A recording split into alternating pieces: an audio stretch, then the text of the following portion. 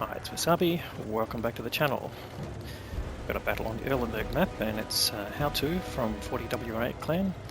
It's in the KV-4 Kreslavskiy, which was a tank you could build during the recent Flame Wars campaign, just by collecting components from your performance in the battles. So you sort of get a free tank opportunity. It's a Tier 8 Soviet premium heavy tank. Not so common in the game, but get a free tank, why not? Okay, 170mm gun,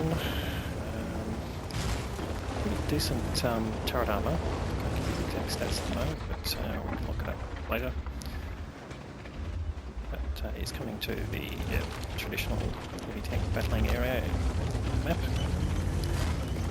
Gives you some opportunities to shoot across and potentially shoot tanks that are going up and down the hill, as you can see, but also across the river. Alright, so first tank spotted for potential target, 7032.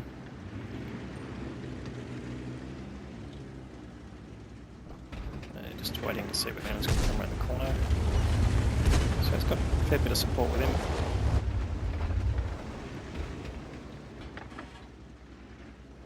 And here we go, setting up for side scraping, so decent tactic, but a bit of an issue with doing that on this map is he's probably lining himself up against the wall, but not against the road and the position of the other enemy, so How-To getting basically free shots into him.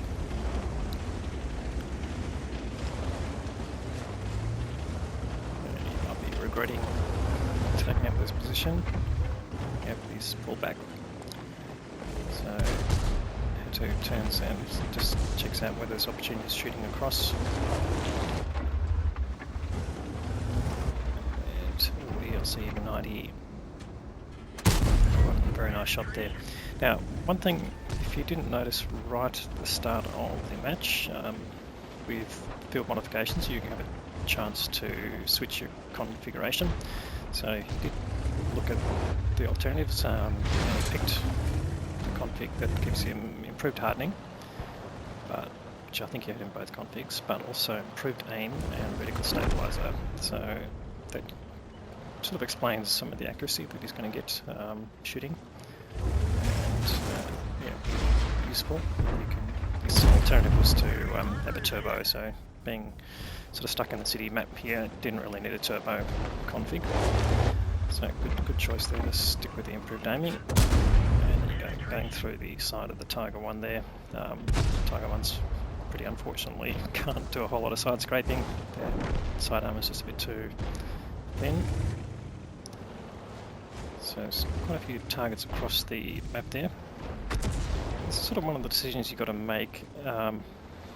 What point do you want to cross the river and go after the targets on the other side? So you notice when he's going into the high level view, you can see the depth of the water, and it's quite safe to cross at this point. And you can certainly drown in this river. I've done it in the past, falling off one of the bridges, but yeah, there's definitely, well, that was probably an old Erlenberg map, but over the last few years, yeah, you've had these crossing points in the middle of the city area. So it's just a matter of judging when it's safe to cross, and if you're going after targets and there's none on your side, as you can see, there's a bit of a mismatch there. So I think he's just weighing up that decision point. In fact, one of their tanks has already crossed 7032, so he knows he's got a bit of support there. Yep, here we go. Alright, so no chance of drowning. And pretty safe. Did get spotted, probably from someone on the hill. But he can come up here and hopefully avoid getting shot from the hill as he's crossing. But now he's got really a few tanks there. So Basante C45. And Basante not turning at all, so maybe because he has to face his front to another target. But How-To going straight for the rear sprocket and keeping him tracked. Yes, it looks like he is up swag. There you go. Just repaired or just came out of that and now he's tracked him again. So if he's used his repair kit, then that's now on cooldown. Won't be of much use to him. One more shot, he starts to move again and he gets the kill. So yep, not a great experience there for the Basante driver, but that's one of the problems. He should have rotated earlier than that. And here we go. T29. Now of course T29 rated one of the best tier 7 heavy tanks, but on a city map like this where you're not getting hull down and you have to expose your hull, it's pretty easy to deal with it, particularly as a tier 8. So how to sort of make a bit of mincemeat of this team here. He's already up to nearly 3.5k of damage. He's just spotted a super battle gut on the hill. He's pushing in here, and okay, now he's found an M6A2 B3 mutant. Not a very strong gun on the mutant, but definitely strong in frontal armour. So he's going to have trouble penetrating that in with his premium rounds here. Let's just have a look at the pen he's got on his premium round. So it's, oops, keeps resetting with the view. Let's go back and have a look at that. So 289, so pretty decent pen, but yeah, the mutant's got a very strong front, so he really needs to get around and flank him, or wait till his turret turns or something similar. As long as that it's not going to push on him, it's actually pretty safe to come here and go after this KV-5. Now he managed to bounce that one, but yeah, you've got to pick your points even with the KV-5.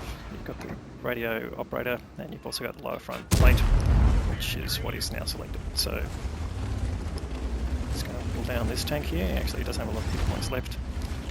And so far, How2 hasn't lost any hit points, but gets another kill there with the KV-5. And that gives him the freedom to go after the mutant. And he's going to push in here and get right under his gun. The mutant actually being distracted gets a nice shot as he turns his turret, exactly what he needs. And he can get in here under the gun. And hopefully get around the side. You won't get much of a shot on the roof there. That'll be a ricochet, which, there you go, that's what happens. But he'll get past him and get side shots without any drama. And we'll get the driver not really being able to do a whole lot about this. We'll get another damage shot, and leaves him on a very small amount of hit points. And will we get the kill shot? No, it goes to 7032, who extracts the last 10 hit points or so that he had left. So they're on a bit of a roll here. Well, he would have been if he hadn't run into that stanchion there. But I got a VK up ahead. But only a medium tank, so no dramas, and he switched back to his standard rounds. He won't need anything special to go through him. Puts a shot in, and unfortunately VK's got threats from different directions, so it's not even turning to face How2. And he gives him a bit of a ram, and another shot. And he actually takes some damage for the first time from the KV. So not sure where that went in, but it looks like it was on the upper hull.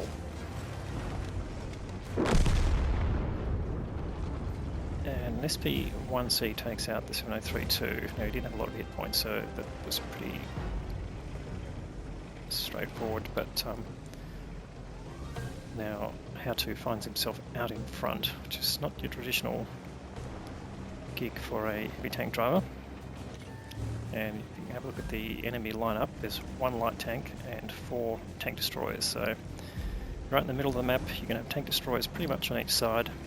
Certainly there were ones formerly spotted around the K2, K1 area. And there you go, there's one up on the hill there. Scorpion, that's the M56 Scorpion.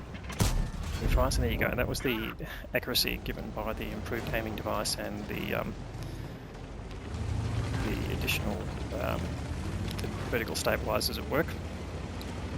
So you call that a clutch shot, but yeah, pretty amazing. Now there you go. Finally found a tank that can do some damage to him, the Scorpion G. And he decides, yep, better to pull back, not be in the crossfire. Anyway, spotted the SP1C. And just a little dot there, and then he connects and gets a nice hit of damage and takes the SP1C down to a very small amount. But his team starting to lose tanks as well. They're in not a good position here. Pretty much crossfire from a range of TDs. So he needs to do something about that, and traditionally that's going to be divide and conquer. So go after one side and try and eliminate them, and then fold back and come back on the other side. So he's going to have to take a bit of a risk here. He's in the heavy tank, he's got good frontal armour, he can keep his front towards the potential target, and one up on the hill that he knows about, and one where he's indicating there. And there you go, there's one come with the forest, there's definitely one up on the hill. That was the angle, there you go, that's the other one. But now he's exposed himself from the shots. Gets a nice shot in, and the Super Hellcat there gets taken out. So now it's just left to one on this side. And he just really needs to keep his frontal armour towards that location. And he goes, bouncing another round.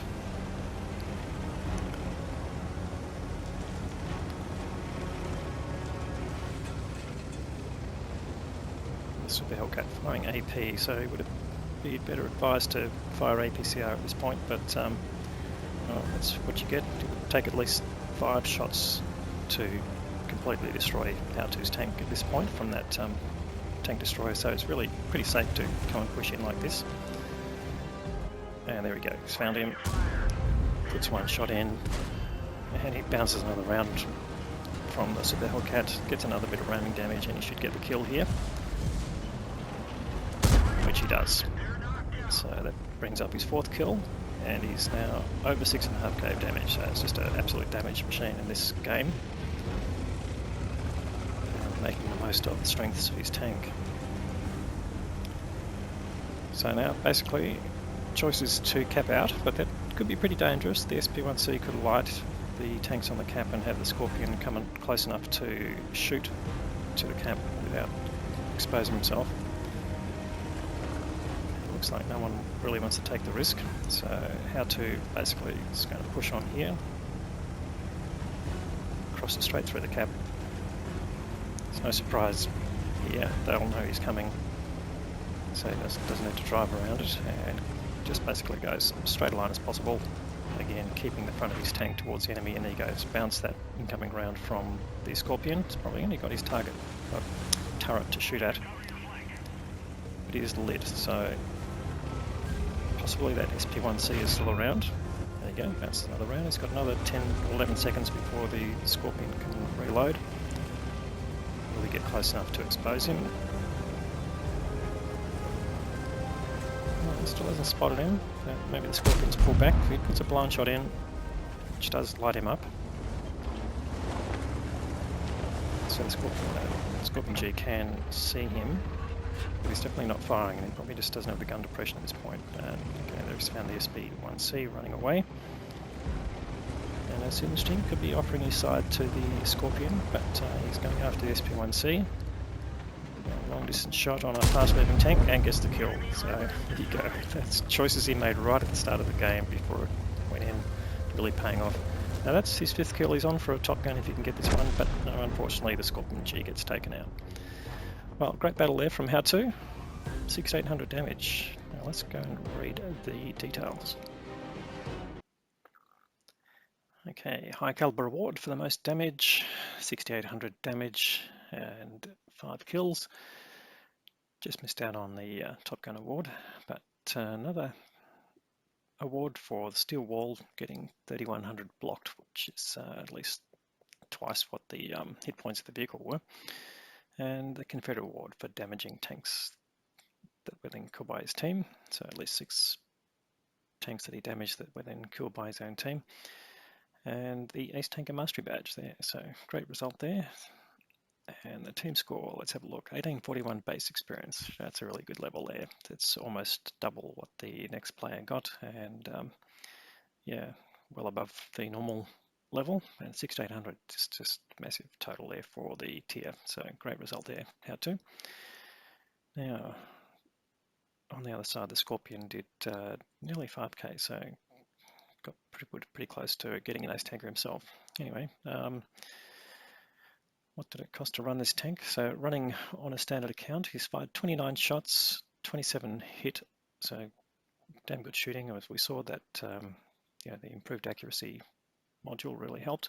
23 pens out of that, and even though he used a fair bit of premium ammunition, he still made a profit of 23k, and so running on a non-premium account, that's still pretty good earnings. So great result there. How to. Thank you very much for sending the content.